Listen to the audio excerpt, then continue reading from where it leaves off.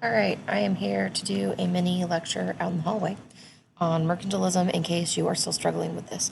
It's the economic concept of the day, and it deals with basically which country has more stuff or bullion. We can just think of it in terms of having a room full of gold and silver and who has the most, and that means you're the dominant power.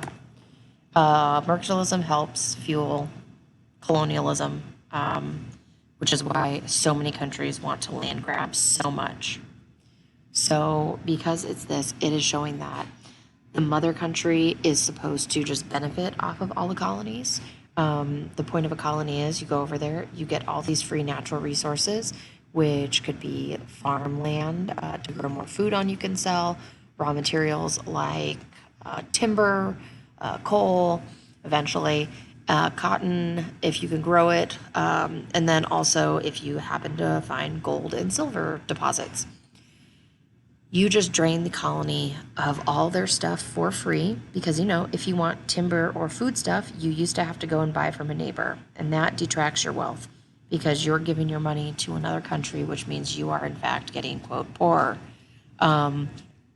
It would be great if you could just accrue more wealth or things through a colony, and then you have all the cool stuff that you want to sell to your neighbors. And you would rather be the one selling to your neighbors than have to purchase, because if you're selling, they have to give you their silver and gold. Therefore, you get more. So, sell as many goods as possible, buy as little as possible.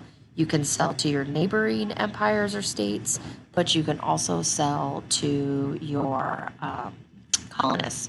You take away their raw materials, you bring it back to your mother country, you make something out of it through your manufacturing agents, and then you have all this cool stuff that your colonists probably want too because they're kind of living out in the sticks. So the government is heavily involved in this economic system, but it was all the rage back in the day.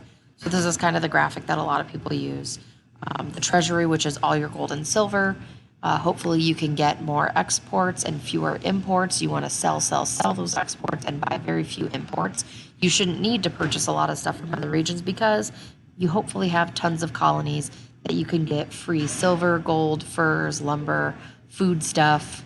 You send it back to the mother country, you utilize it, you bank it, you make stuff from it, and then you sell it to other places. Maybe it's the colonies, maybe it's your neighbors. And then you get nice and rich from it. That, in a nutshell, is mercantilism.